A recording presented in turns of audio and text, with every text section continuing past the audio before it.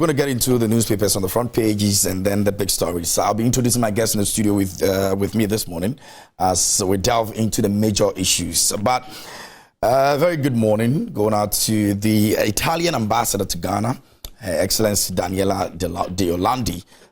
He had a great night out yesterday for the 8th edition of the Italian Taste and Italian Cuisine Week in the World. And yesterday was really a good one. You know, I tasted about how many foods? About 8 or 10 of them, you know, and different wines and all of that. But it was a beautiful time yesterday. Very well. So we're going to be getting into the front page and then I'll introduce my guest to you. So let me start off with the Daily Guide. And the Daily Guide this morning says that West Blue runs to court over 289 million Ghana cedis arrears. Page 3 has got a story on that. And also Nana Defense reparation claims and premium consular service opens in Berlin. And also on the front page, digital training for 10,000 launched. That's also captured by the Daily Guide this morning. So you can read about it, grab a copy and read about the stories over there. Let me see if we can find some other stories in the middle pages. So this one over here says that Samira leads a climate change conversation. And also Ghana to get second IMF tranche. And on some showbiz, I'm unfazed by criticism, Fia says so. My breakthrough album shows gratitude to God. And that's Perez Music. And music wasn't my priority, Jackie says so. Zenith Bank records 82.22% growth in third quarter pre-tax profit. All right, so that's some stories in the middle page. And the Supreme Court throws out case against Mahama, also captured in the middle page of the Daily Guide this morning. Now, let's get into some other newspapers. The Ghanaian Times is here. On the front page, the Ghanaian Times says that 2024 budget growth strategy to impact youth, and the West Blue Ghana sues AGGRA over termination of 289 million Ghana cedis contract. And it's got the finance minister captured on the front page. And at the Creation Africa Ghana launch, government committed to supporting creative industry to create wealth. His Excellency President Nana Dankwa Akufo-Addo says so. Government secures new funding source for La General Hospital construction. So you already know about the issue with La General Hospital construction. So the residents were actually saying that if the government does not actually put that together for them, they are going to, put themselves together and make sure that they're able to fund that project. But looks like, there's some good stories coming through. And so hopefully we're able to achieve that, target of ensuring that the hospital comes back to life again. And Daily Analyst this morning says that insightful broadcast, NMC gives final warning to Net TV following verbal attacks on Chief of Defense Staff, and uncontrolled corruption suffocating Ghana. Catholic Bishops President fires. ADB announces 1 million Ghana cedis ultimate prize for 2023 National Best Farmer, which happens in December, just around the corner. Now, Furiata presents 2024 budget today. And that will be the talk of town. Everybody will be looking forward to that budget presentation at the Parliament today. Landa meets CSOs and GPHA's Esther Chebi Donko wins African Ports Award. That's the Daily Analyst this morning. Let's get into the Finder newspaper, and on the front page, JADEC and Rockshore present MRE report to Nana Addo. Bauxite deposits increase in Enyinahim, and that's from estimated 250 to 375 million metric tons in Block B. Samira takes inclusion of women in climate fight to Harvard University. And reparations demand is for justice, not a plea for arms. His Excellency Nana Dankwa Akufo-Addo speaks on that. Public sector workers to enjoy up to 25% base pay rise in 2024. And we're looking at how the budget will represent this headline right now, because as at Monday, there's a 15% by the government, and they were looking forward to over 70%. In fact, on Monday they settled on 60. So we see how the budget reading comes with regards to this. Community 5 land acquired in 1984, not earmarked as a football park. TDC says so. That's the find out this morning. Let's get to the front page of the Ghanaian Publisher. And it says reparations for Africa long overdue. His Excellency Nana Dankwa Akufo-Addo says so. And the NCCE to Ghanaians vote against any party that spreads religious hatred. Page 3 has got the story. Kudjaferi writes to Bawumia Mahama, tell us your agenda for growth and prosperity. Government secures 50 million euro funds for La Hospital project. Health Minister Kwaku Agyeman-Menu speaks on that. Concentrate on your butterfly, but on your butterfly, not Bawumia. Akumia replies, Alan. That's the front page of the Ghanaian Publisher this morning. Ghana Health Service deworms 3.2 million peoples, and Minerals Commissions rejects application to mine in Kakum Park. Yesterday we had that conversation over here on News Flash, and Kwaku Anyido graduates from Trinity Theological Seminary. Okay, Minister briefed MPs on alleged military brutality of civilians in Garu, and so the Minister for the National Security, Mr. Kandapa, has been very busy in the floor of Parliament, explaining into details what exactly happened at the Garu police military brutalities. Now, this weekend, Her Excellency Mrs. Theresa Abakufo goes home, and so all sympathizers will definitely have to be there to bid their farewell to the former First Lady. And so the details are as follows. So there will be a state funeral on the 16th of November 2023. The filing past and viewing will be at 7 a.m. to 8:45, and burial mass at 9 a.m. and there will be a private burial. And so if you're looking forward to mourning with the family, you need to be at the forecourt of the State House here in Accra on the 16th of November. So it happens this weekend, right? So once again, our condolences to the former president, His Excellency John Agyekum Kufuor. We wish the family well as they bid farewell to their beloved, and we're all going to be there to support the family as well. All right, that will be the front page of the newspapers this morning, reporting on some very major issues. We're going to be getting into the ones that we want to put our spotlight on today here on the show. As always, I've been joined in the studio by two gentlemen representing the two political parties. One came with a laptop this morning, and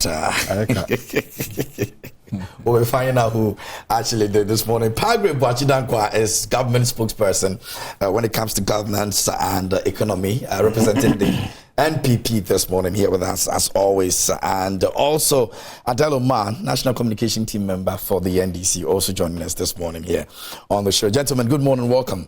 Good morning.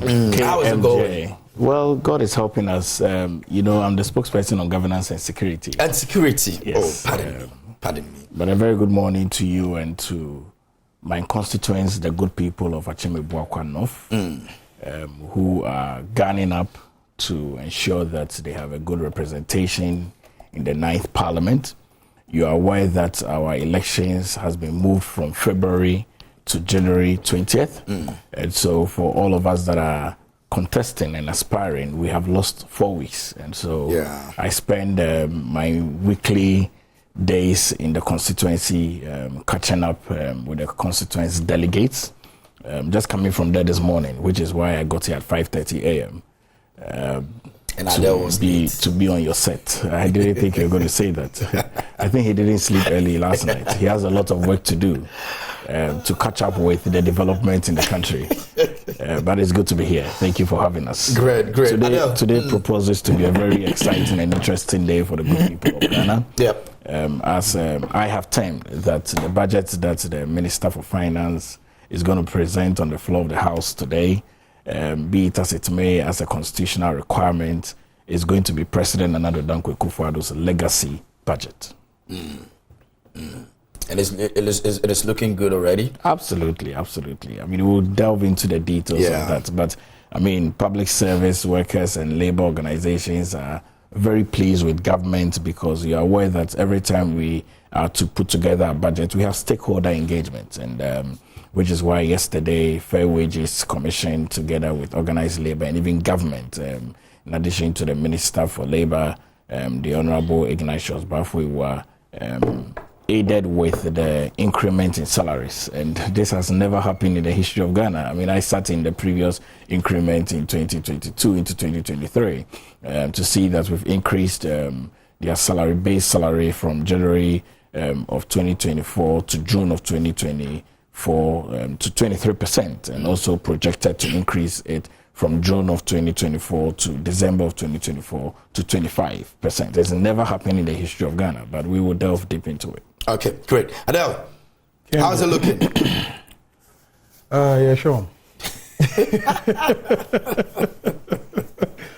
Paul Grave Boachi Danko. My brother. Assalamu alaikum. Government spokesperson. Assalamu alaikum. Wa alaikum assalam, mashallah. KMJ.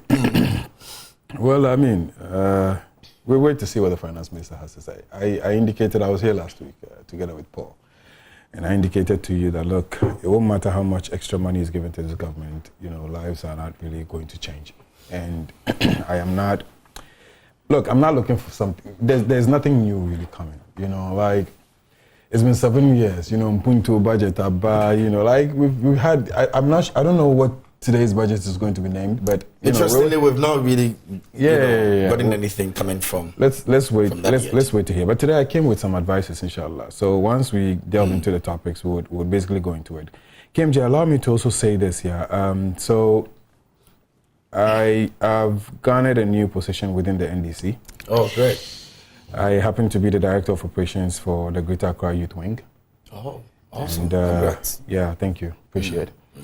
And we're putting our guns together for elections 2024. You know what it is when you win Greater Accra, you know? That's a lot of work, and it will be a good sign.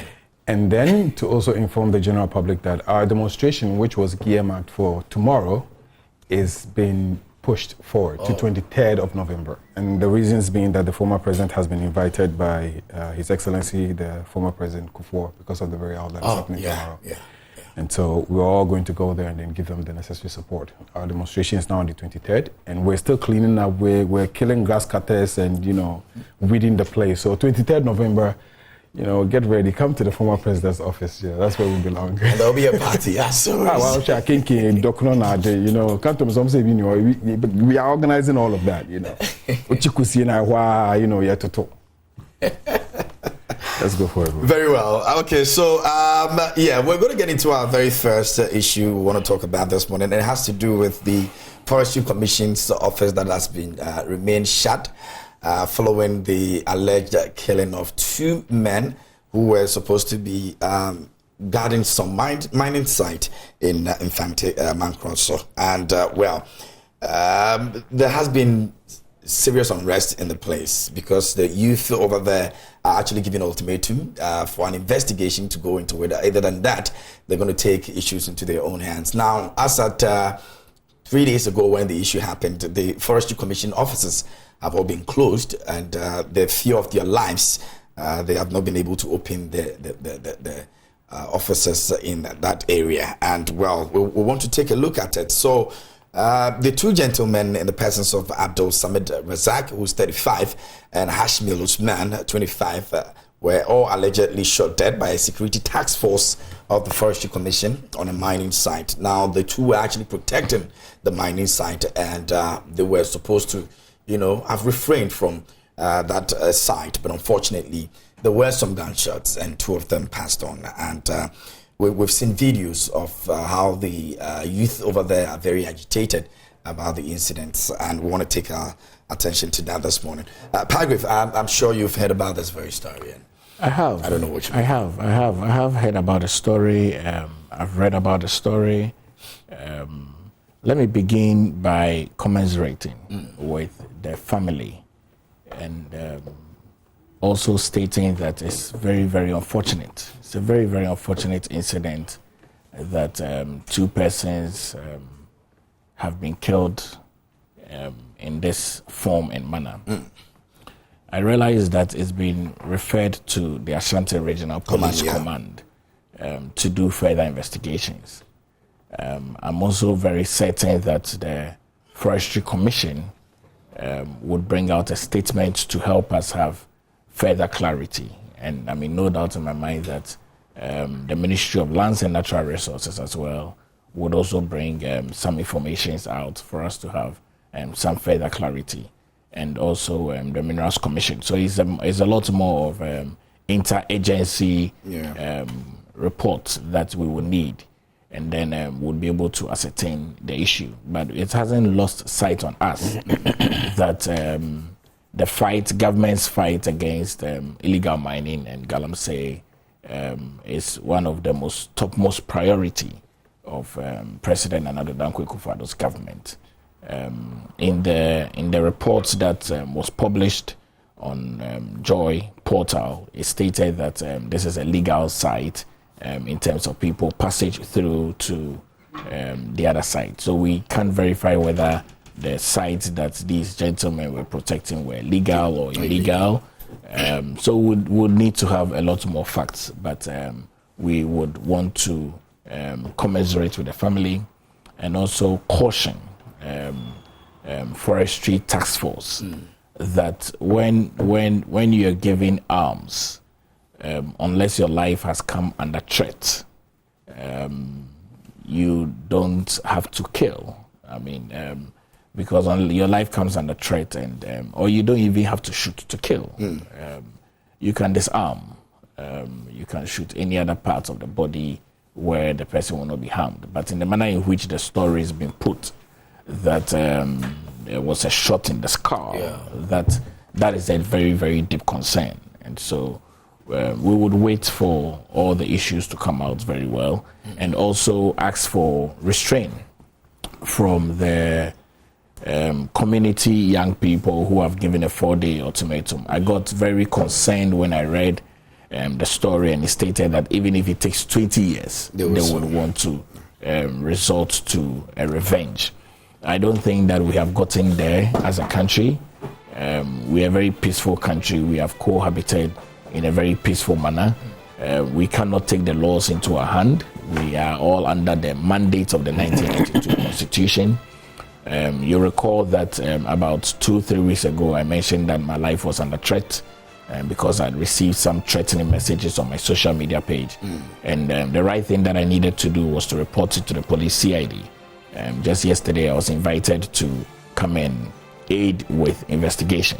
And so I'm going to continue with the investigation processes so we can be able to bring the young gentleman who has threatened my life, not to do anything bad to him, but to let him know that it's against the laws for you to threaten one's life, and also to have him state that maybe it was just a normal social media post and a normal social media message that he sent to me and didn't mean any harm, and then we can just end it there. But to want to take the laws into your hand, I don't think that it's something that would augur well. So we'll call for restraint for the youth in the community. We'll call for restraint for the family, and then we would also commiserate with them. But government's attention is on it.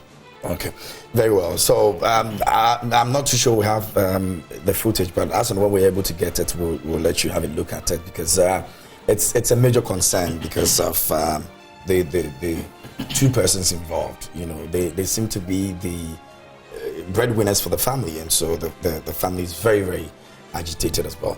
Adele. I was watching Joy News last night when I heard the story. And for me, I think that this is very, very worrying.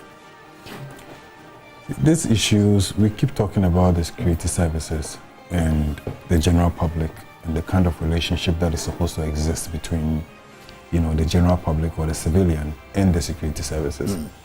And it almost looks as though every time we still find ourselves in these kind of situations, which is unacceptable. First off, in any security institution or any security organization, there are trainings that you go through or undergo, which teaches you what to do, even at a point when you're being threatened, what to do. If you look at the situation, and as it's been narrated, the Forestry Commission drew a line and said, we don't want anyone to cross this line. Yeah. Razak, feeling perhaps, whatever it is that he was feeling, perhaps he felt that, I had, that courage, decided to cross the line. You feel threatened by that? Shoot his legs. You shoot his legs. Somewhere that allows him or doesn't give him the strength to continue to move. Then you can together come and see how you can arrest him.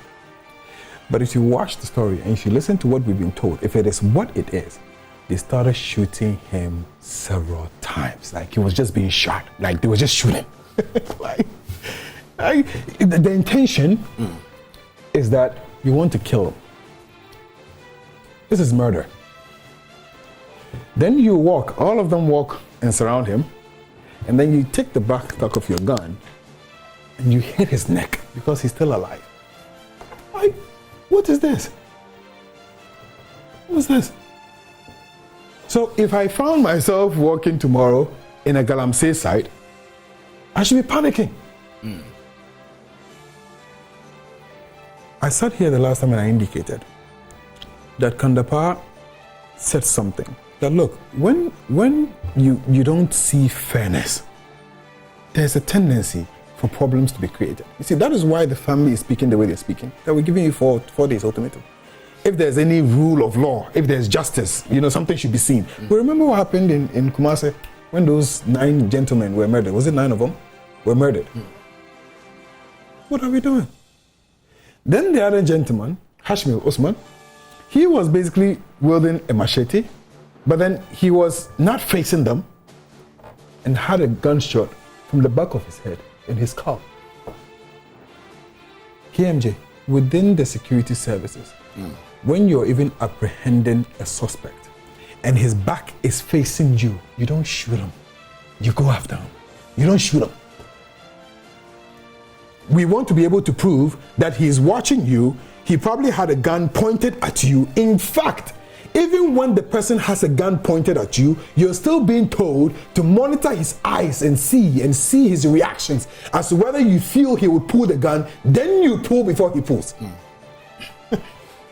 Here's somebody who is turned his back towards you, and then you shoot him in the skull. Not his legs, not his arms. You shoot him in the skull. What was the intention? I don't know. It's heartbreaking. I heard his wife speak. And his sister speak. 5 kids. 5. The guy is 35 years old. 5 kids. Who does that? The security services need to really sit down and look at these things. Because the truth of the matter is that, look, when they keep doing these things and taking things for granted, it will get to a time when the people would get up. Okay, so now the entire town says, look, Forestry Commission, don't come there. Are you going to mass up all the police officers and military people from Kumasi to go there? And for how long are you going to sustain it? Let's do the right thing. You can arrest them. You went in your numbers. You can arrest them. You can find ways to it. If you can't, leave the site. Come back, reorganize. Come back, reinforced. But for the fact that he has crossed the line, you start to shoot him. He's not wielding a gun. You're shooting him several times, and then he falls. Leave him. Then you surround him, and then you hit him with your gun on his neck. I say, Yemini Obisa, like, kind of like we know him and we want to deal with him, and today's the day. What is that? The president has to speak on this. The vice president has to speak on this. Whoever is important has to speak on this. These things must not continue. It is unacceptable. Whoever has to be punished has to be punished. The people have to start to feel that when the security services take things like this into their own arms, they'll be punished for it.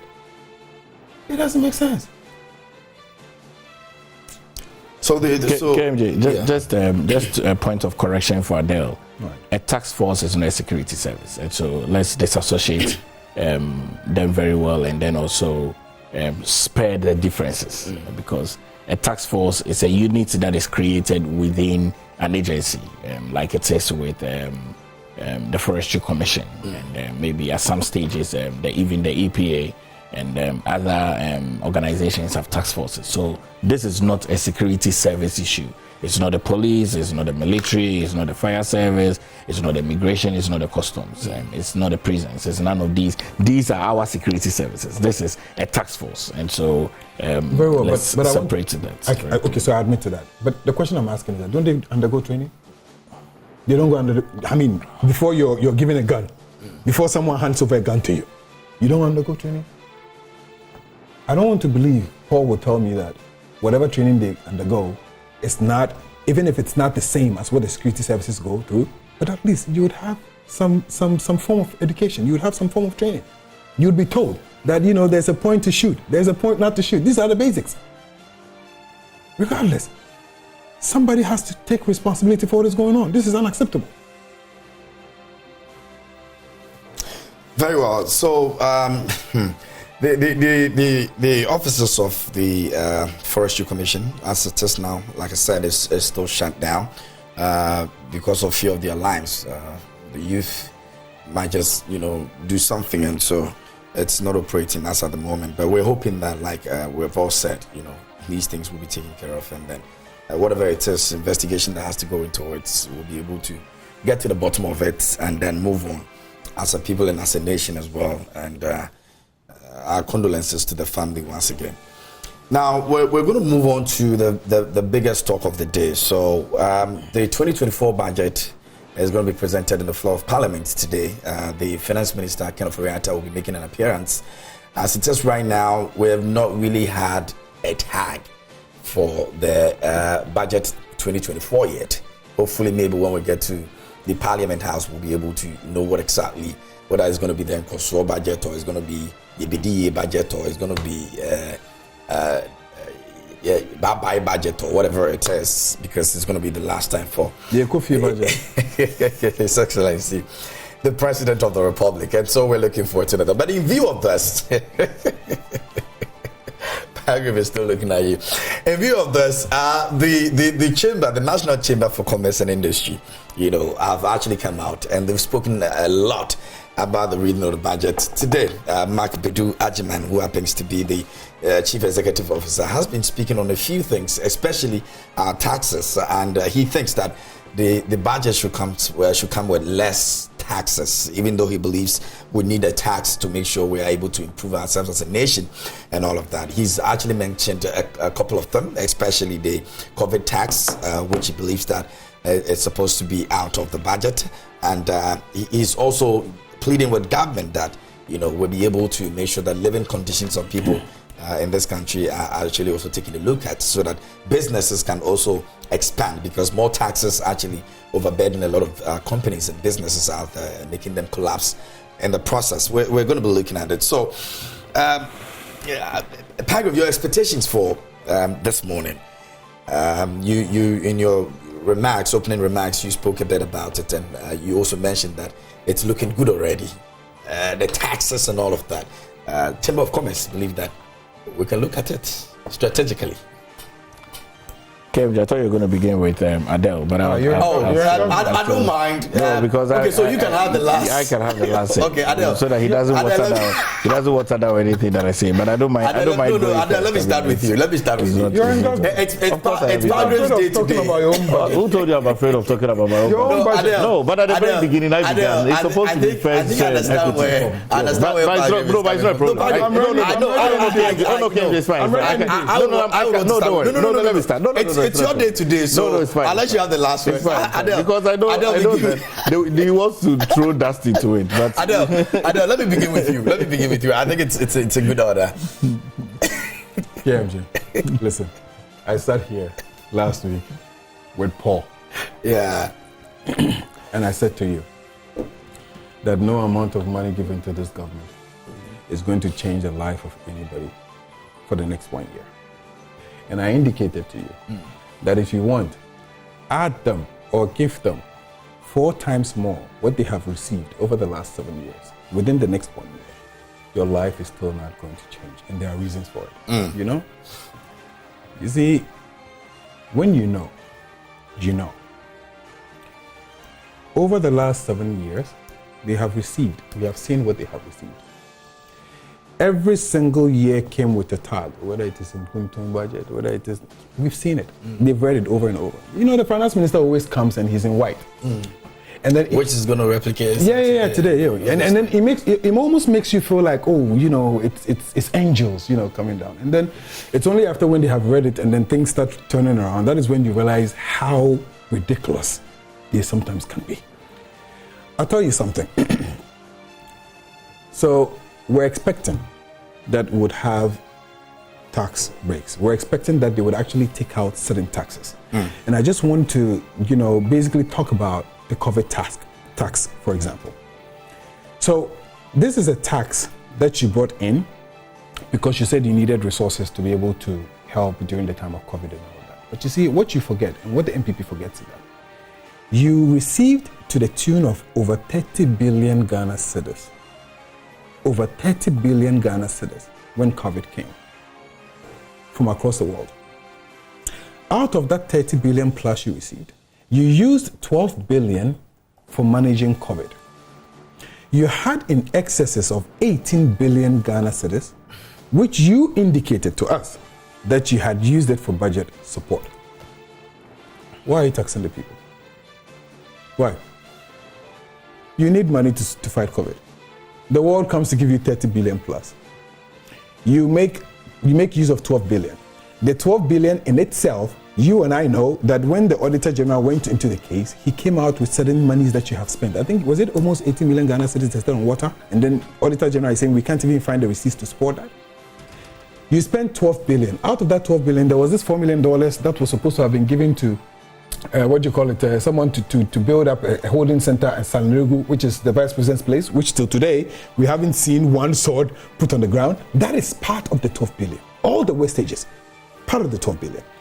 You had, after doing that, you had in excesses of 18 billion, which you said, the finance minister said, that he used it for budget support. Why COVID tax? What are you using the money for? Because you've had excesses. So they're asking that you take out the taxes. But here's what is happening.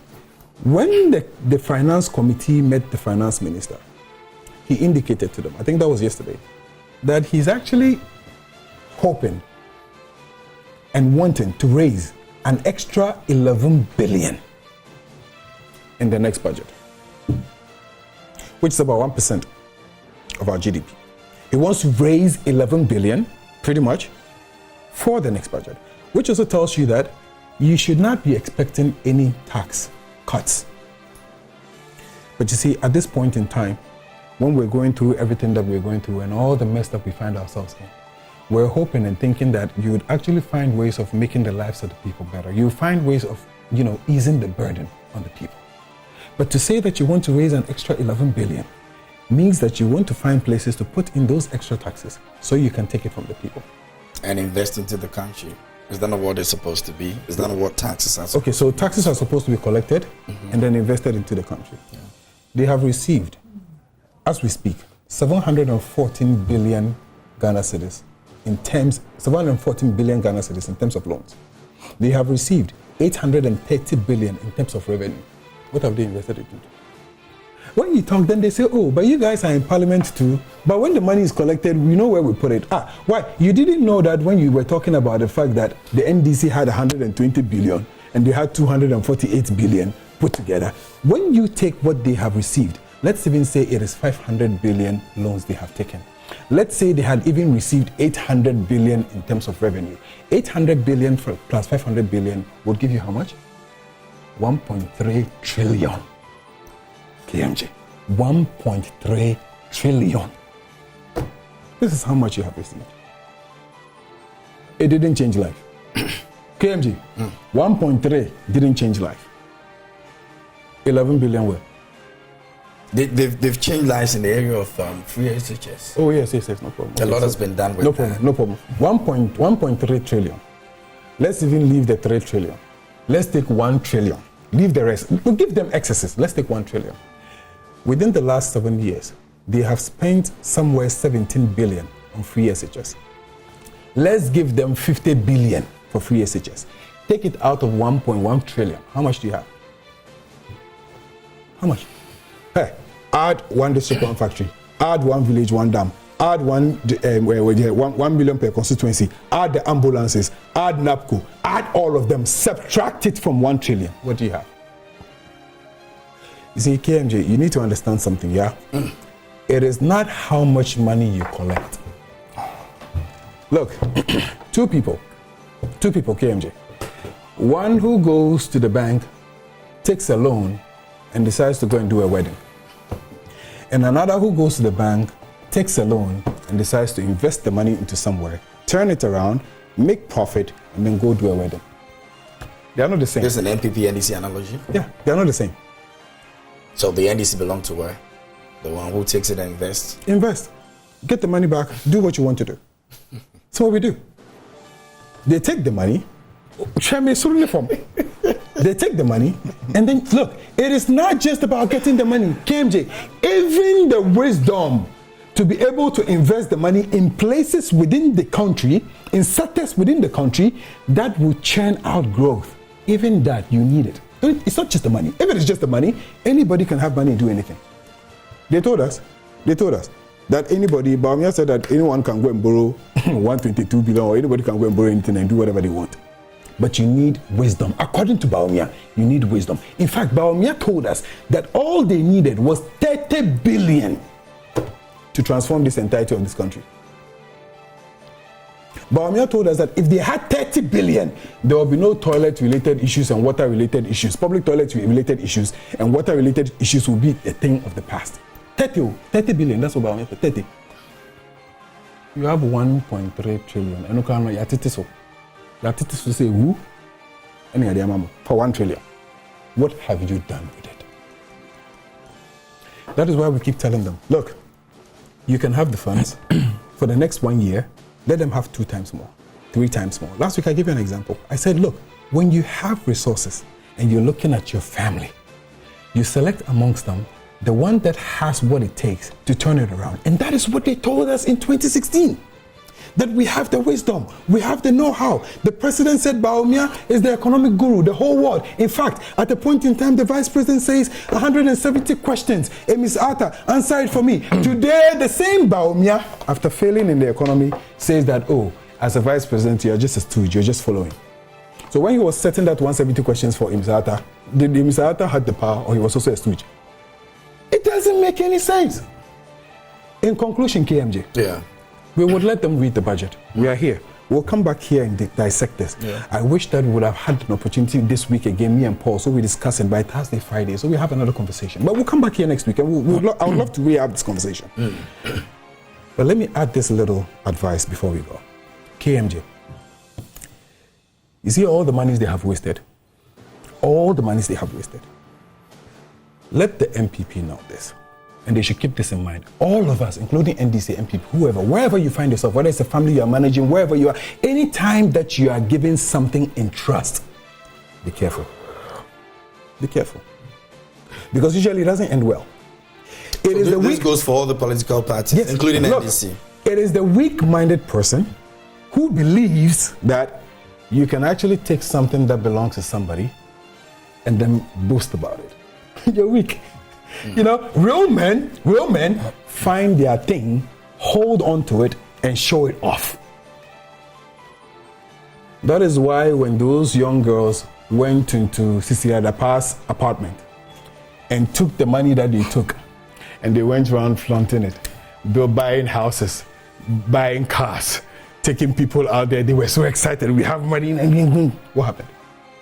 What is not yours is not yours. But you see, the worst part is that this time around, in Islam, we call it amana. Amana means trust. To be given something to hold in trust for the people. Remember that amongst the people's money that you're holding is the orphan. In Islam, when you even spend 1 pesewa for an orphan, God says it's as though you're eating fire into your belly. That's how bad it is. It's for the orphan. It's for the wafer. It's for the poor. It's for the sick. These are the monies of the people that, you know, they end themselves up with it. And then you gather all of this. Keno Foyata, he's growing old. Nana Akufo-Addo, he's old. Gabi, he's sick. Add all of them together. Gabi is sick? Oh, Gabi has not been well for a while now. See, no.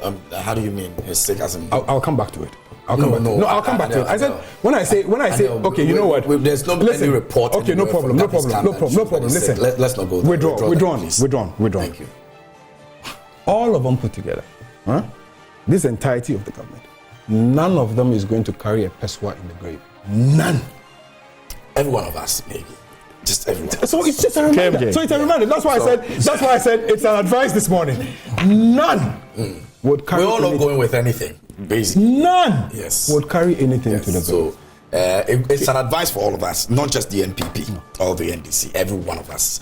Pargrave, I'm going to come to you, but so the percentage for Ghana's budget when it comes to education and health always, as a priority. And this morning we want to take our attention to the education sector and see how best this will be looking today. So general government usually actually refers local, regional and central governments. The education sector spends some amount of percentage. So in 2018, there was 18.60%, which had a decline of 1.5%. And then that was in 2017. Now in 2017, it was 20.10%, which had a decline of 2%, and from 2016's budget. Now, the education sector is actually spent in 2016 22.09%, and that was also a decline of 1.72% from 2015. This one we want to try and see how that will be looking, like in terms of today's budget. Let me go on the Zoom and speak to the the NUGS Secretary, General Secretary, in the person of Ishmael Tohisang Ishaq. Okay, so the name is a bit Ishaq, yes. Ishaq. That should be Ishahaku. No, there's no Ishaq, right? Ishaq. ISSAHAQUE. Yeah. My auntie is married to Alhaji Said Ishaq. Oh, okay. Ishaq. Yeah, Ishaq. Okay. Ishaq. From the Upper West, Goli. Can you just learn it? Yeah, Ishaq. Good morning, Ishaq. How are you doing? Can you hear me? Okay, so I think it's unmute your microphone and let's see if it works.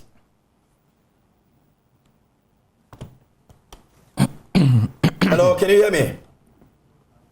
Very well. Let me come to you. As when we're able to connect with him, I'll put him on. But I'm wondering how you have changed the narrative of your program. But KMJ, it's instructive really to say that when Adele, a very nice gentleman from the NDC, just opposes to introduce things that are of almost no significance and relevance to a budget that is going to be presented to continue to restore hope to the Ghanaian people. A constitutional mandate can never be ridiculous. Never be ridiculous. And I would admonish Adele that in conversations of constitutionality, as important as a budget, should be discussed dispassionately, devoid of propaganda, devoid of issues that are past and gone. But let me bring his attention to a few things. Adele and KMJ and the viewing public.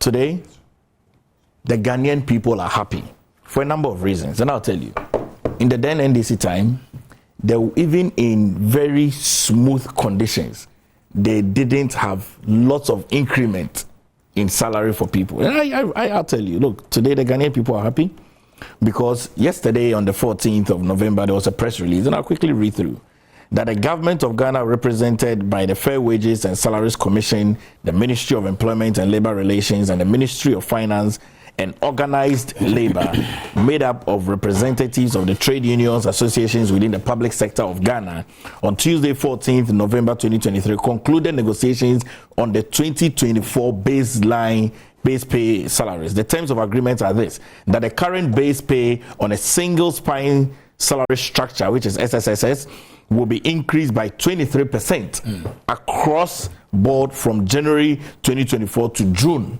2024. And secondly, that from July 2024 to December 2024, the base pay will be readjusted to 25%. Thank you. This has never, and you can check it. So this was from the 15% increment. Yes. Government has decided to make it 23. Yes. And then 24 this has never happened, ever happened in the history of this country. So this is reflecting in the budget. You see, GKMJ, anytime government is going to present budgets, there are stakeholder engagements. So definitely this is representing in the budget today. Okay. And I think that the civil servants are happy. They are applauding for the government of President Nana Addo Dankwa Akufo-Addo because he's thinking about the Ghanaian people. He's thinking about their plight. Who increases salary in such a global economic crisis? Who does that? Is the President Nana Addo Dankwa Akufo-Addo when he says that he knows how to revive an economy. This is an economy that has been revived. And this is an economy that is on a revival spree.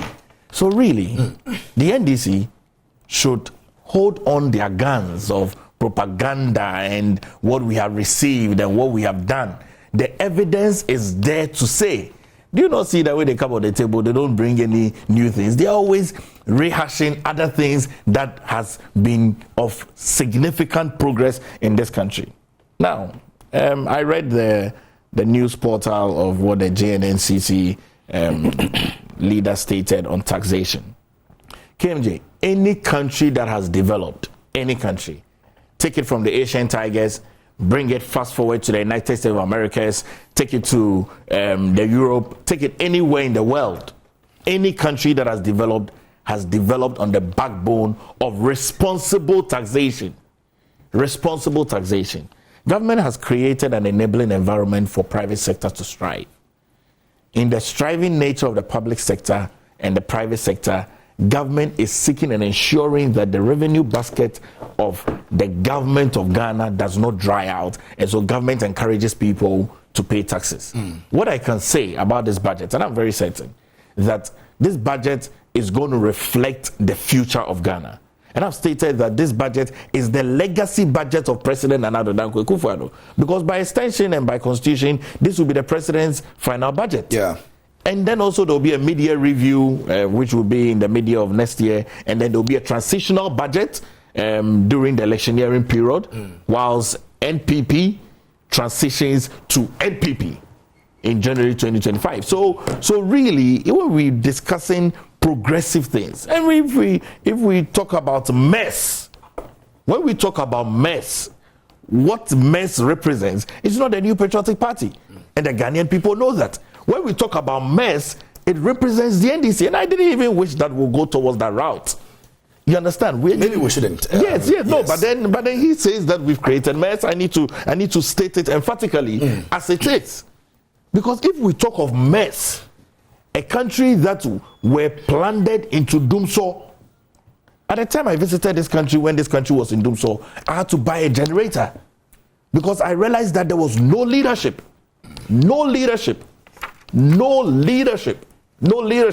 So really, when we talk of mess, I don't think that the NDC has the locus standi to come and compare the effective nature of what we are doing as a country and the forward-looking nature of what we're doing as a country. COVID-19 tax.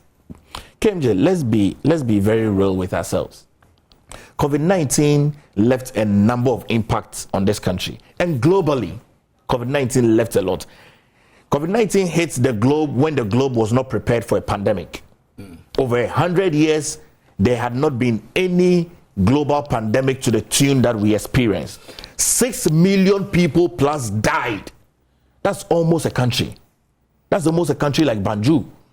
That's almost a country like Kigali, Rwanda. 6 million people died globally.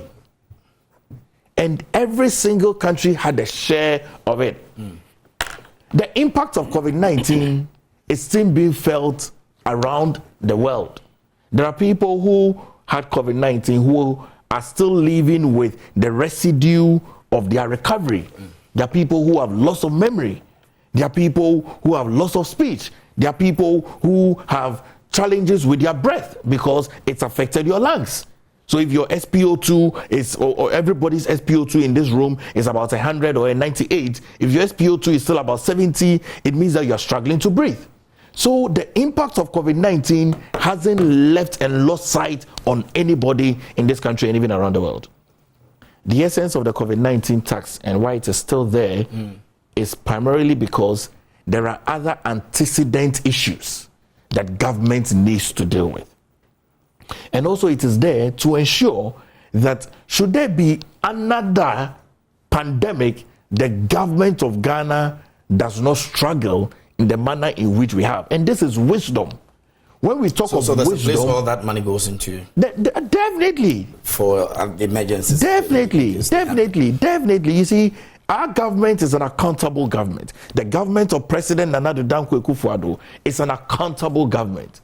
And I tell you of a truth, there's not been any mess.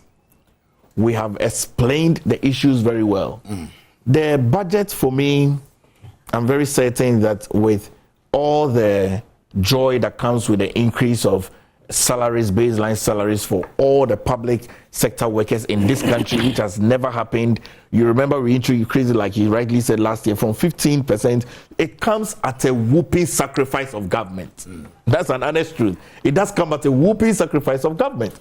And I'm also certain that the disaster that happened with the Akosombo spillage, the government promised that is going to reflect in the budget. I'm very certain that there will be a place for such persons in the budget, and also there's going to be a strong fiscal responsibility in the budget, and also a very strong private sector growth in the budget, and we're going to streamline revenues across the length and breadth of the budget, and you see how inflation is doing very well now. So really, I think that the president's statement of how he knows how to revive an economy and bring back an economy, the president has sought to be a prophet, and clearly the Ghanaian economy is on that revival spree, and we should give credit where credit is due. I commend the Minister for Finance and the flag bearer of the New Patriotic Party and the sitting Vice President of the Republic of Ghana, the head of the Economic Management Team, Alhaji Dr. Mahmoud Bawumia, for assiduously ensuring that this economy steers forward, this economy stabilizes, and you would see in the budget reading, and I'm sure that will come back. I wish that you bring us back before next week Wednesday. You should bring us back before next week Wednesday, or you should organize a Twitter space for Adele and I to have a conversation around the budget. Just the two of us to have a conversation around the budget, because after this budget is read, the NDC has no case. Okay. Adele, I'll come back to you. Right, but what we're doing is this, because we're looking for, like I said earlier, we're trying as much as possible to look at the education sector. So we want to take the view of the education sector and see how. So as and when we're able to raise Ishmael again, we'll just speak to him briefly on their expectations when it comes to the budget for 2024. So the entire program hasn't changed in any way. We're just trying as much as possible to get views from other people from different sectors to also see what the expectations are in terms of the reading of the budget today. All right, so you can also send your messages to us. Let me see if I can get a few of them through, and then we'll come back. This one says, good morning. The 23% increment in base salary will be swallowed by taxes. Besides, electricity and water bills have persistently been increased. Expected new taxes will make government workers to go to square zero. They always enrich themselves and tell you there's no money in the economy. The killing of the two young men by forestry task forces was unprofessional, as they have imitated the security personnel into intentionally kill armless civilians and go scot-free. I support the youth of Mfante. Actions must be taken against them. We live in a country where the rich don't pay taxes and students sit under trees to learn in this modern era. The inclusion of religion in politics is a threat to the peace and stability of the country. Taxes and high cost of living will wipe away the 23% baseline salary increment, and we are not happy about it. The salary of the MPs was increased more than 50%, and that's Rick sending that through. All right, so Another one over here says, good morning to you and your panelists, more especially to our vocal and energetic young man, Mr. Adele. Please tell Mr. Adele that I need his contact. It is very unfortunate and painful to see innocent and poor souls being killed this way. But the question is that will the tears of a poor mother and children go waste? No, God will surely intervene. For the budget, we should expect more corrupt, loot and share, more taxes and burdens, more hardship from the finance minister and nothing else. Sumani Hamza sent in that one. This one says, Assalamu alaikum, my honorables. Today's budget is going to be like carry water in the basket. This budget will never change the life of Ghanaians. NPP never again in 2024. A chance constituency for Honorable Samuel Usubrako, NDC-PC and JDM 2024. 24 hours economy. Mohamed Zinel Abidin Zongo, Kokos Chance constituency. Akisme in Shibekwa says, I expect nothing in the 2024 budget. It's the same President Akufo-Addo, the same Bawumia, the same Ken Ofori-Atta, the same luxury tax in a different outfit. If maths students are asked to look for Y and X, what is the business of home economics student? Minority kept quiet, you will make but last minute you just approve it. We don't know if you collect something from the NPP. You always disappoint as shame. Regards to Honorable Bright as somewhat brief for the chairman, Nana Berima, the unifier. Proverbs 29 verse 2. When the wicked rule, the poor suffer injustice and atrocities as evil flourishes, but the righteous will live to witness their downfall. That's a quote from the Bible coming through this morning. Good morning, Mr. Host and your panelists. Congratulations to Mr. Adele on his new position. I will wish him all the best and pray he goes higher in his political career. Richard from Jirapa, Upper West Region, sent in that one. Good morning to you. Please, with all due respect, let us not get it twisted and try to present an abstract formalities here and make it look like the whole thing is realistic, achievable, time-bound, and what have you. Please, Ghanaians do not understand what it meant by inflation rate, GDP, foreign reserve, and all the economic jargons. The only language Ghanaians understand is making free SHS work. One district, one factory is fully been enforced. Reduction in fuel and oil price in the commodity market. Drastic reduction in the price of food items, either imported or local item. Love, respect, Aaron Babakon, Komisa. Latobia Koshi sent in that one. And 2024 budget, how do we continuously present budgets and we cannot fulfill, overspend on it and steal from it? What's the use? From Abladi Efiokuma in Takrady, sent in that one. My biggest expectation of the budget today is that the finance minister will quote from the Quran. Patrick in Accra sent in that one. Why is your interest in the quote from the Quran by the finance minister? Is that all we have for our messages this morning? Okay, very well. Let me get back. How many more minutes do we have to wrap up? And so we can look at this very issue, the organized labor demands. Patrick actually put that, into his submission earlier. And, it's a good thing to actually see that increment coming through, because this is something that has been, they've been going back and forth with government for a while. So yeah, it looks good if indeed that comes through the budget. Adele, let's have our last takes and then we'll look at since this one has always been talked about by Paragraph. Maybe you can also comment on that. Dovetail that into your submission. No problem. He should talk about the good things. I'm coming. No problem. Kenji, listen. I'm sure he's ready to talk about the good things. He has mischief here. See. From what I see on his laptop, his mischief. What is that mischief? You see. What mischief are you about to Let reach? me do my presentation. I beg you. Director of Operations, Greater Accra. Youth Wing. Paul says no significance to the topic we're discussing. Why?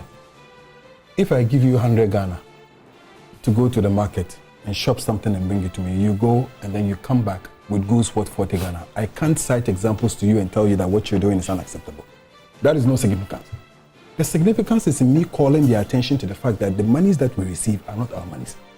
And we need to be careful how we expend. But everybody knows that. No, but governments all know that. So monies received are not their monies. Exactly. There is nothing. Look, why? Which Christian or which Muslim doesn't know that the Jama'ah is not something that is good? Don't pastors preach every Sunday? So I'm reminding the people of Ghana. That is one. Two, KMJ. He says there's an increment of 23 to 25%. In terms 24, of 24%. And that's you would have it so that, okay, no problem, that's fine. 23%. And how much is your inflation? 36. 36. He says they are managing it well. No problem. I'm coming. 36. Okay, so if you're earning, say, 1,000 Ghana cedis, what this basically means is that you're now going to earn 1,250 Ghana cedis. Your inflation in terms of monetary is more than 250 Ghana cedis. So what have you done? You could have done, but I'm coming. Oh, he doesn't know the projected inflation. When you're sitting here. But I'll come to you. It's okay. So let's leave that one down. Okay, no problem. You've done well, no problem. But don't come and make noise. After everything you have created, don't make noise about 23-25%. As compared to what you've received. And how much wasted but that's from 15% to 20%. I am not That's disputing. quite a margin. KMJ, it is an increment. No two ways about it. No two ways. No two ways. But I'm saying that, despite all of that, what is your inflation? 1,000 cedis in 2016 is not 1,000 cedis today. Basic. Okay, let's put that one aside. He says what? Responsible taxation. I am surprised, Paul, that today we hear the MPP say that any country that wants to survive would have to do some form of responsible taxation. I'm excited.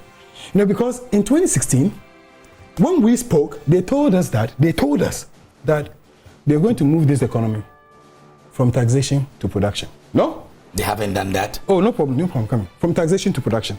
Then they introduced to you and I what they said is called planting for food and jobs. No? Okay.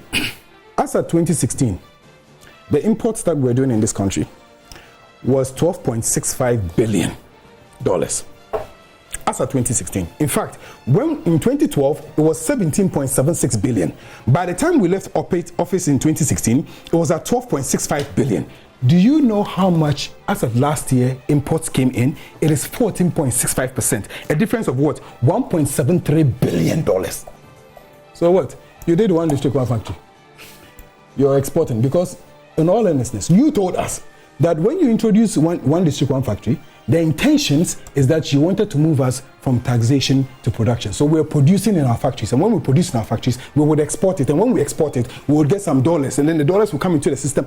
Tell me one district, one factory, one that you have produced that has actually done anything to change the fortunes of this country. And then today you come and sit here and say responsible taxation. Look, in my final comment on this issue, Paul says that, when we finish reading this budget, everything NDC will not. This is what you have said for the past 7 years. Every time you read a budget, they say, things are going to. Look, in the last budget, do you remember what they said? They said they had something called USTAT. Do you remember the USTAT? Yeah, I remember. You remember the USTAT? We spoke about it here on the show. Okay, great. Where is it? Look, before that, they said NAPCO. We said, what are you people doing? You put young people together, you're giving them 700. It is not sustainable. Invest the monies in capital expenditures. Between the time you finish that capital expenditure and then start employing jobs, you would have created temporal jobs. And then, see, they should read their budget. We are waiting for them tomorrow. Tomorrow we will meet again.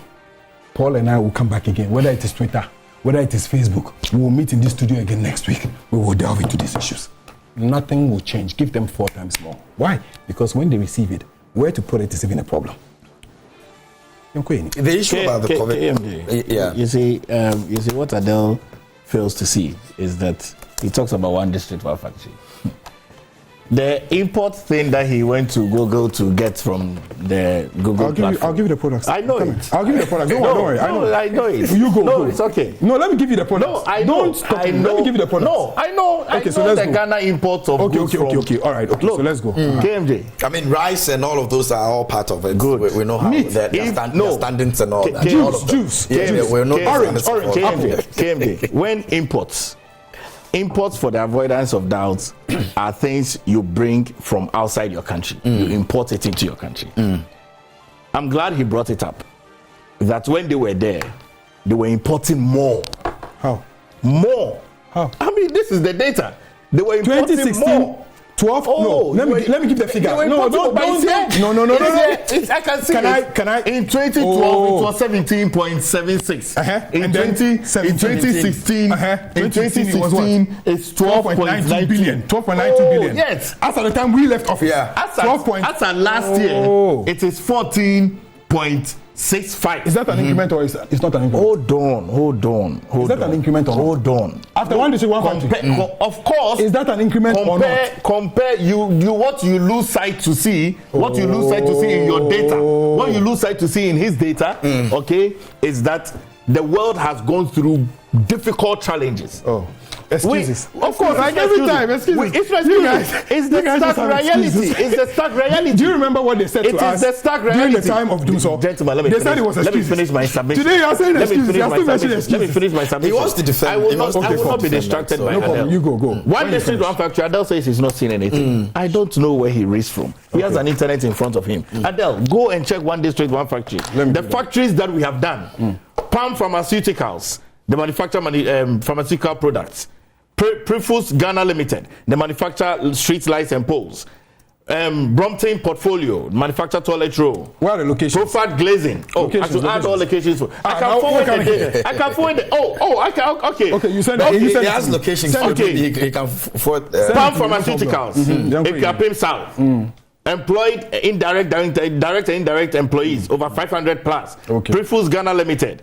Edriso over 200 employees. Brompton Portfolio, toilet roll, Equiapim, Profod Glazing, Adenta, Osiadan, Wager. These are all records that are in the public domain. Oh, but it's public. If it's not public, I'll not state it. Anchored directory, Sayo Sudoku. Golden Milan Limited, Ningo Pram, and these are all businesses. Zero Carbon, Kwewu. So really, these are all businesses that have been impacted. Listen. Okay. When we talk about, you see, let's be fair. So let's try and get the clarity, because most people think that the one district, one factory means that it started from the beginning. Then people didn't understand. So let's try and then the concept of the one district, one factory is to revive ailing industries and also to start new industries. Okay. So some of the industries were ailing, so they came to government support, and government created that enabling environment for their industries to strive. An example is Daco Farms. Okay, industries are striving. So really, he can see the projects. Allow me to finish my point. You finish. So really, if you look at website, if you look at the impact of one district, one factory, and what we have done, and I think that sometimes the NDC's Adele and his contemporaries should really give the Ghanaians what they deserve. Because the Ghanaian people have seen the impact. When we did the Kumfi juice, you can ask the young children who are in school, the students, you can ask them, see how they drink the Kumfi juice with joy and ecstasy. So really, I think that some of these projects that we have done comes very much to the credit of the Ghanaian people. You talked about Youth Start. Look, Youth Start initiative under the GEA, which is the Ghana Enterprise Agencies, and the NEIP, all the youth agencies, is one of the most innovative to ensure that young people have an entrepreneurial ability. KMJ, every country that has grown, and I cannot stop saying this because research has shown, every country that has grown on the bedrock of entrepreneurship. Okay. Every country. Okay, give me a minute. I'll come back to you. Give me a minute. I'll come back to you to finish with that. Let me try and deal with the Zoom real quick, and then we'll wrap it up. Ishmael, if you can hear me. Can you hear me now? Oh, no. Yes, I can. I'll mute the microphone. Okay, so why am I not hearing from him then? And I'm not too sure if he's also able to hear me. Ishmael, can you hear me? Well, unfortunately, this is the second attempt, and I'm not sure we'll be able to do that again. Time is pressed. So, yes, let me. So very clearly, if you see the efforts that government has put in place on Youth Start, look, today in Nigeria, they have a conglomerate. Everyone knows Dangote. The Nigerians have grown Dangote from Nigeria to West Africa to Africa and to the globe. Today, because of the sterling leadership of President Nana Addo Dankwa Akufo-Addo, a man who thinks about the future of this country and thinks about the young people of this country, thinks about me, Adele, KMJ, the people that are watching us, thinks about my children and my children's children that are unborn, and says that it is important that we have an entrepreneurial country, and has picked up young people for them to be able to apply for fund and grants so they can start their own businesses. We may not see the impact today, but I tell you the truth. In same manner that free SHS is reducing the level of illiteracy in this country that the NDC does not want to appreciate, I tell you the truth. Come the next 5 years, the literacy rate in this country would be at par almost 100%. I tell you the truth. You're speaking about the youth in Agric? Everything. Okay. So clearly, if you look at the entrepreneurial nature of the country that we want to build, the NDC has not been able to think outside the box to bring such a solution. The government of President Nana Addo Dankwa Akufo-Addo and the Vice President Alhaji Dr. Mahmoud Bawumia, the flag bearer of the New Patriotic Party, has been able to bring solutions to the young people. So YouStart has been a game changer. You can go there. People, I know people who buy from Pizza, is it Chicken Man, Pizza Man, that gentleman. Yeah. He's an initiative from the government of Ghana. He came to the NEIP, presented his proposal, a laudable proposal. Today, everywhere you go, it's competing with fast food joints that have been in the country over 30 years, a young gentleman. So really, these things are coming up. Let's encourage the young people. The portals are opened. People can go, apply for the grant, apply for the loan, put a competing proposal. And these are also eradicating very strongly young people who have just gone to school and do not want to work. It's becoming a thing of the past. Now, when young people finish university, they have their own jobs because government has created that enabling environment. So I don't know where we are going to. We must applaud the government of President Nana Addo Dankwa. No problem. Adele will do the same. Last part. Yeah. And this is the part where we don't take any prisoners home. KMJ, listen. One district, one factory is supposed to do two things. One, reduce unemployment. Two, reduce importation. Asa, let the data speak for itself. In 2012, and I'm indicating, 2016, I'm indicating one more time. Our import was at 12.92 billion. That's at the time we left office for them. Start from 2012. Oh. Start from 2012. Oh, you didn't build any industries. Okay, wait, I'm coming. No problem. We didn't build any industries. You didn't invest in alien industries. Can you allow me? See, I'm a fake KMJ. Let me flow, I beg you, please, for the sake of God. KMJ, 2012, 17.76 billion. With no industries. Oh, relax. With no industries. No problem. A country that is heavily dependent on importation. Why that's not strive. No, but that's the truth. Why are you doing that? A country without why can't you just let me learn? Why are you doing that? Don't mess the program up. No, this is not. When you're talking, I'm sitting here. No, but we are having a conversation. So let me learn. But I don't agree with you with everything. No, but I disagree with the thing. No problem. I want you to so write it down. I have written it. So write it down. When you mentioned that there were no industries. Oh, Paul, he wants to mess up the program. No, listen, there were no industries. Don't do that. 2012, 17.76 billion. Without industries. No problem. You add it. No problem. Without industries. Now, we managed working small. By the time we left office in continue the data. Oh, wait. What you've done to Paul, what is the problem? What is the problem? That's 2013. I'm coming. 2013 is what? 17.6. I'm coming. From 17.76, we dropped down to 17.6. In 2014, we came down to 14.6. In 2015, we came to 13.47. In 2016, before we left for you, 12.92. What accounted to your reduction? Please. Why? Are you the one asking me questions? Of course. You should say it. Can I just play? Why? You see, I understand how he feels. And I understand why he's uncomfortable. Listen. You should I understand why you're uncomfortable. Listen, because the truth of the matter is that when John Mahama took over in 2012, you could see that dwindling. He's seen it, and it's dwindling. When John Mahama took over, it dwindled. Oh, Paul. Without industries, it dwindled. Importation came down. I'm bringing you. Can I have my flow? We imported less. Can't we control him? No, it's okay. He'll be fine. We imported less. Yes. We were importing So that's where the dwindling came. Exactly. Look, we were importing 17.76 without. And what constituted to that? KMJ, I'm coming. 17.76 as of 2012. Without any one district, one factory. By the time we left office in 2016, we had come down to almost 12.92 And what billion. contributed to that? I'll come to that. Let me land because there's no time. We don't have time. So. Let me. I just want to go to where the conversation is going to. 12.92 billion as of 2016. Then you took over, and then you said you're doing one district, one factory. You want to do the one district, one factory so you can increase employment. And then when you do that too, you can reduce importation. Less because importation, we are moving from taxation to what? Production. To production. The ones you send, you get more money. You reduce import, you make more money. No problem. 2017, you moved it from, it came down to 12.65. 2018, you went to 13.13.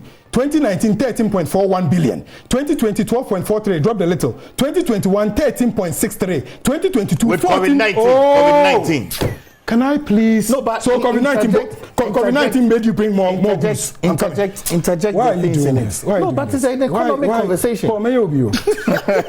You make sure, baby. You may be. It's an economic conversation. No, I mean, I'm just saying. Look, you must put in the factors. So there are factors. This is a graphical data. I've won the debate. I've won it. I've won the debate. When they don't allow you to speak, it's because they have lost it. There are factors. When they don't allow you to speak. So in London, in conclusion, it is supposed to solve two problems, no? The other problem it's supposed to solve is what? Is unemployment. Before we left power, unemployment was what? 2016, it was 8.4%. Today, unemployment as of 2022 is 14%. Okay, so its own challenges. Yeah, no problem. Why? NDC didn't have challenges. No, you add it to it, no problem. 8.4. Okay, so it is only the MPP who will tell you that 8.4 unemployment, it's worse than 14% unemployment. I don't know. So calculators, but I'm telling him that the two problems that one district, one factory is supposed to solve, which is one, the reduction of importation, and two, unemployment, it hasn't solved the problem. So perhaps you guys should be telling us where our money went to. Very well. I think that'll be all for. Yapon. That'll be all for this one. For this one. Let me say thank you to Adele. So you see, these data that he puts out, that he doesn't put. You see, when you put a data, I did maths. Okay? Read messages. When you put data across, there are factors that influence these data. And that's what Adele seeks to miss out. When you put a data across and you take out the factors that influence the data, you are not doing a proper analysis. What factors? You are not doing a proper analysis. No problem. You are not helping the Ghanaian people better appreciate the challenges. Explain to us.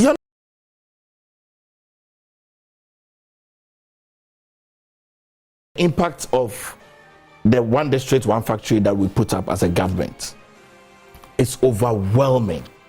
The evidence is there to prove. There's nothing to say. It's overwhelming. Same thing he's doing to me. Same thing. He's actually same thing. Exactly. Good morning, KMJ. It's time to let our security agencies know that they are there to serve the civilians. Killing a civilian like that is unprofessional. We are on the streets and we know how the young youth growing up behaves. They don't have mercy because no one showed them mercy.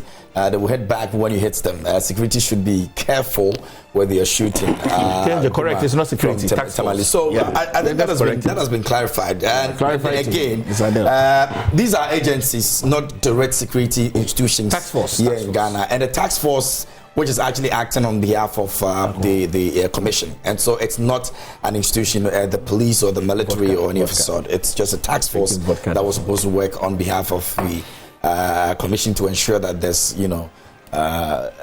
all these illegal things dealt with. But unfortunately, it got to where it got to. So another one over here says, enough of the ungodly propaganda. How can workers be happy about slave wages of less than 20 cedis a day when political foot soldiers decide to make it full soldiers take thousands of dollars daily as board members, while doctors, lecturers, you didn't let me finish that.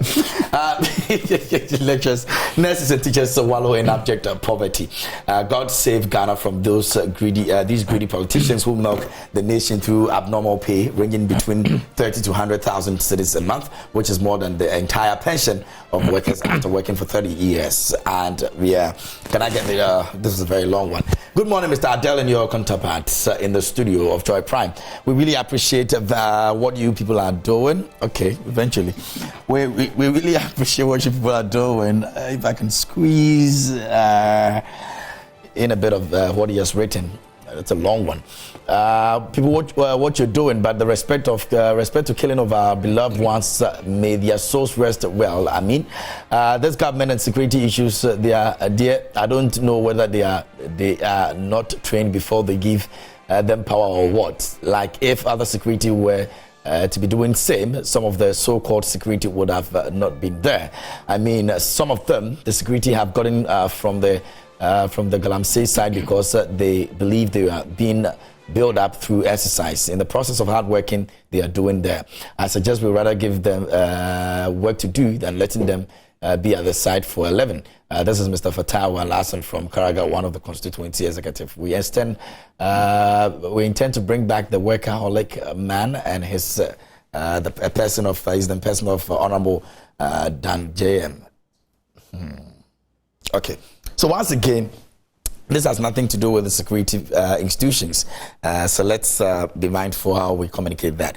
It's a task force that was put there to ensure that there's a bit of sanity over there at the illegal site. Unfortunately, it resulted in what it did. So yeah, we're hoping that this issue is resolved.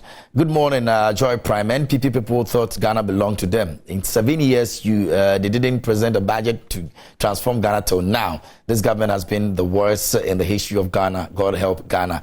Smart inside Bergro. Palgrives thinks that is going to be looking good today. So just look forward to it. Good morning to you all. Kindly tell the NPP man that no Ghanaian is happy. What is the inflation today? He should stop putting dust into our eyes. Who doesn't know this government? This government will go around and take all the monies back through taxation. He shouldn't annoy us this morning. NPP is on their way to opposition. It pains me that I voted for this government in 2016 and 2020.